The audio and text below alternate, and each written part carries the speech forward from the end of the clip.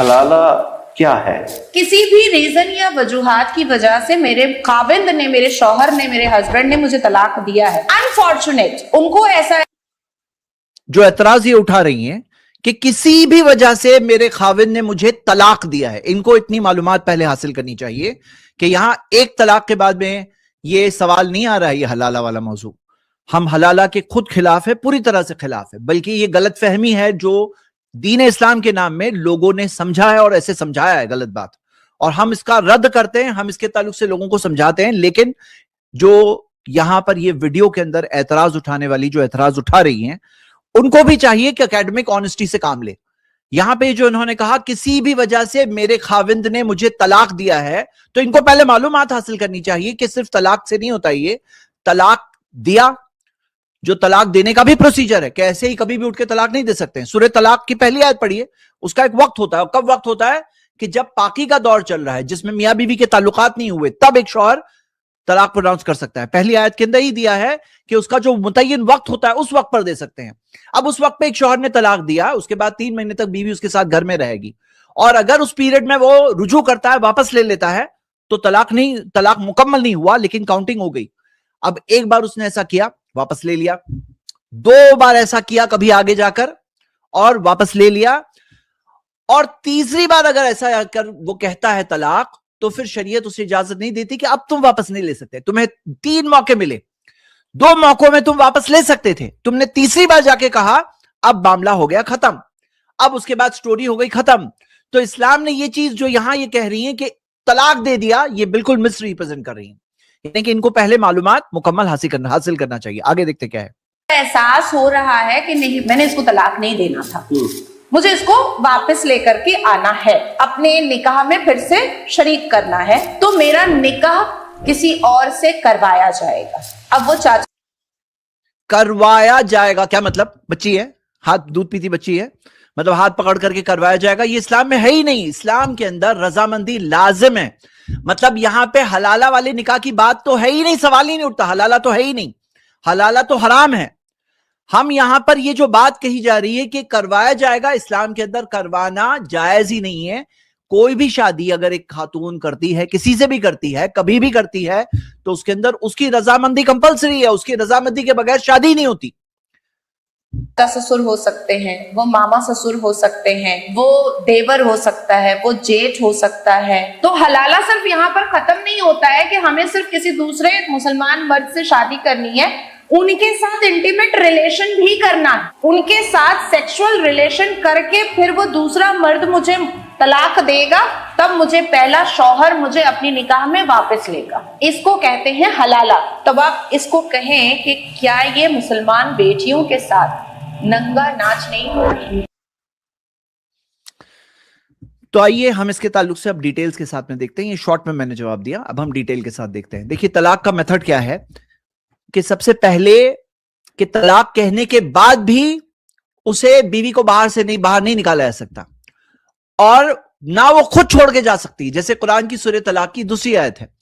اور آپ یہ آیت دیکھ سکتے ہیں، کیونکہ بہت سارے لوگوں کو یہ غلط فہمی ہے، وہ سمجھتے ہیں کہ طلاق کہہ دیے تو اس کے بعد میں واپس نہیں لیا سکتا، تو کلیئر کٹ آیت ہے سورہ بقرہ کی آیت نمبر 228، وَبُولَتُهُنَّ حَقُّ بِرَدِّهِنَّ فِي ذَلِكَ إِنْ أَرَادُوا إِصْلَاحًا، کہ شوہروں کے پاس زیادہ حق ہے کہ وہ اس مدت میں، یعنی جو 3 مہینے کی عدت کی جو مدت ہے، اس میں اپنی بیویوں کو واپس لے لے، 3 حیض گزرنے تک اس پیریڈ میں واپس لے لے، اگر وہ صلح چاہتے ہیں تو یہاں پر ہم یہ دیکھتے ہیں کہ دونوں چیزیں ذکر ہے۔ فَامْسِكُوهُنَّ بِمَعْرُوفٍ، چاہے تو اچھی طرح سے رکھے، اور فَارِقُوهُنَّ بِمَعْرُوفٍ، اور چاہے تو اچھی طرح سے الگ کر دے، مطلب کہ اگر کوئی شوہر اپنی بیوی کو الگ کر دیتا ہے تو پھر وہ دونوں کی علیحدگی ہو گئی، طلاق مکمل ہو گیا۔ اس کے بعد اگر دونوں کو پھر سے ساتھ میں آنا ہے تو فریش نکاح کرنا ہوگا، لیکن یہ کب؟ جو پہلے طلاق کے بعد اور دوسرے طلاق کے بعد۔ اب ہم یہ دیکھتے ہیں کہ اس کے اندر اسلام نے کیا سکھایا کہ جو 3 طلاق کا معاملہ ہے، اور یہ 3 طلاق کے بارے میں ہمارے بہت ساری ویڈیوز ہیں، الحمدللہ بہت ساری ایجوکیشنل ویڈیوز موجود ہیں ہمارے چینل پر، آپ دیکھ سکتے ہیں۔ شارٹ میں بات یہ ہے کہ ایک مجلس کے اندر بیٹھ کر کوئی 3 بار اگر کہے طلاق طلاق طلاق، تو یہ 3 نہیں بلکہ 1 شمار کیا جائے گا، اور اس بارے میں واضح حدیث ہے، آپ دیکھ سکتے ہیں، صحیح بخاری میں حدیث موجود ہے، اور یہ حدیث کئی کتابوں میں موجود ہے، اصل بات یہ ہے کہ اللہ کے رسول صلی اللہ علیہ وسلم کے زمانے میں، ابو بکر رضی اللہ عنہ کے زمانے میں اور عمر رضی اللہ عنہ کے زمانے کی شروعات میں ایسا ہی ہوتا تھا، اسی بات پہ اتفاق تھا. اور عمر رضی اللہ عنہ نے ایک پرابلم کو دیکھا، اس پرابلم کے علاج کے طور پر انہوں نے اس جگہ کے لیے، اس وقت کے لیے ایک سزا کے طور پر ایک چیز نافذ کی کہ ابھی اگر کوئی ایک مجلس میں بیٹھ کر کئی طلاق کہے گا تو میں اسے 3 شمار کروں گا، اگر 3 کہوں گے تو میں 3 شمار کروں گا. یہ انہوں نے وقتی طور پر اس پرابلم کے سلوشن کے طور پر رکھا، نہ کہ یہ کہ ہمیشہ کے شریعت کو بدل دیا. اور اللہ کے رسول صلی اللہ علیہ وسلم کے خود کے زمانے میں ایسا ہو چکا ہے. ابو رکانہ رضی اللہ عنہ کی حدیث ہے کہ انہوں نے ایک ساتھ میں ایک مجلس میں 3 طلاق کہی تھی، اور اللہ کے رسول صلی اللہ علیہ وسلم نے کہا قد علمت راجیہا، اسے میں جانتا ہوں، واپس لے لو. اور پھر کہا کہ وہ ایک ہے.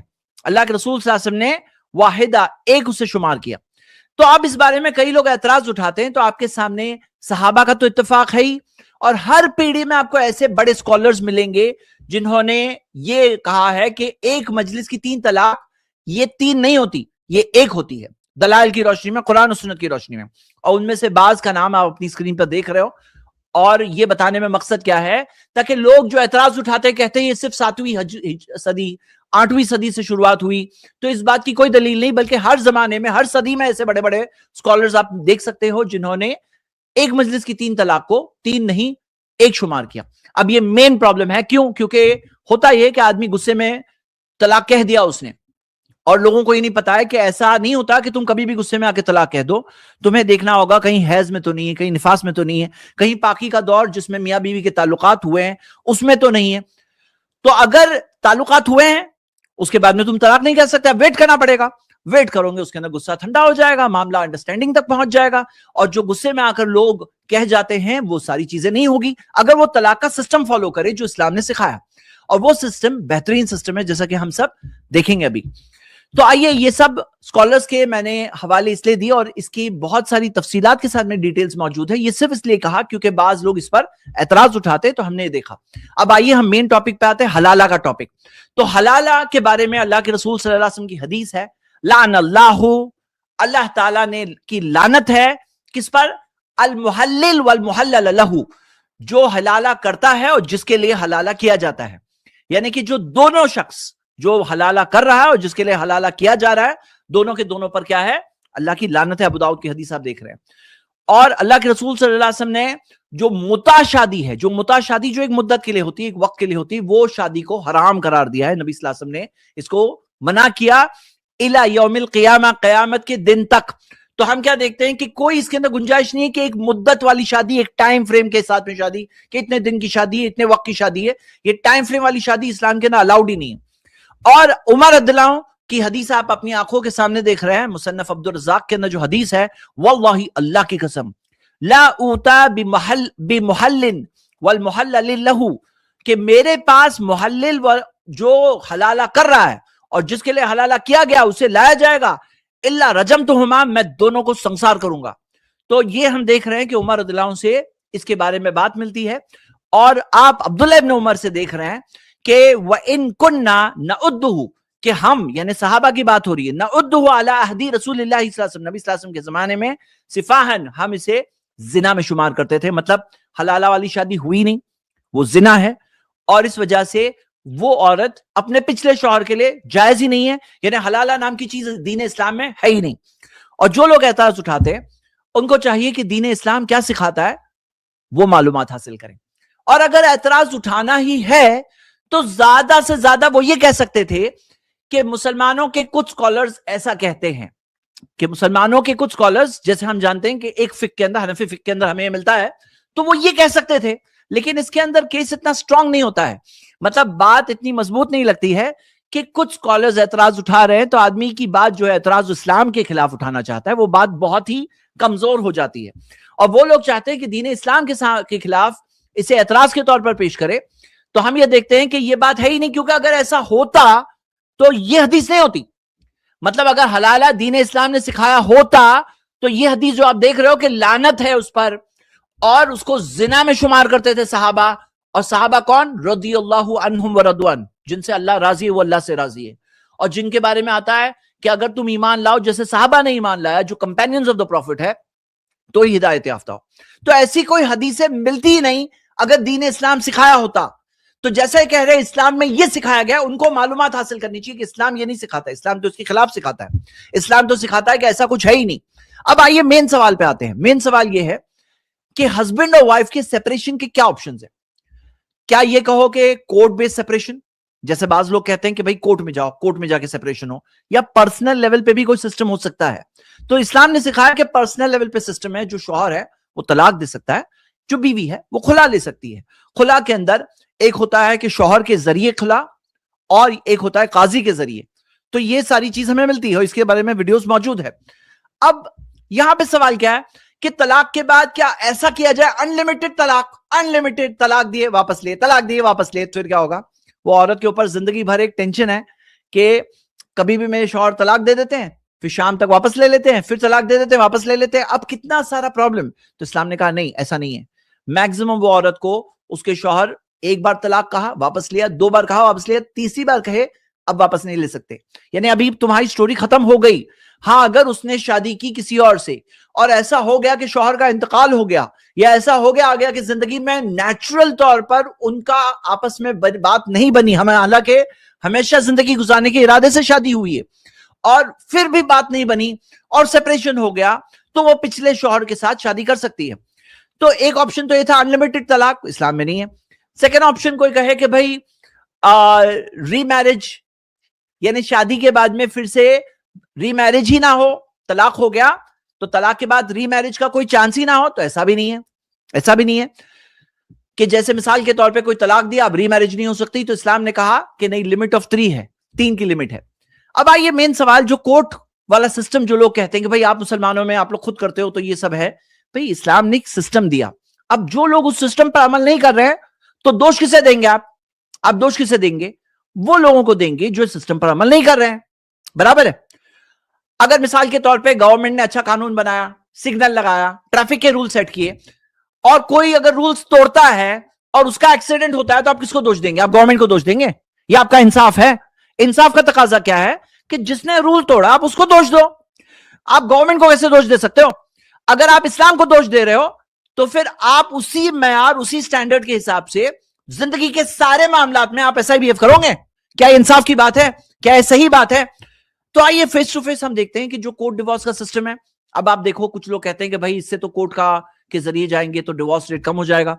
हालांकि आप वेस्टर्न कंट्रीज में देख सकते हैं जहां पे कोर्ट डिवोर्स का सिस्टम चलता है, और 100 मैरिजेस होती है तो बेल्जियम में 71 का डिवोर्स हो जाता है, हाँ, और यूएसए में 100 में से 53 का डिवोर्स हो जाता है। तो कोर्ट डिवोर्स के जरिए जाकर डिवोर्स रेट कम नहीं होता है।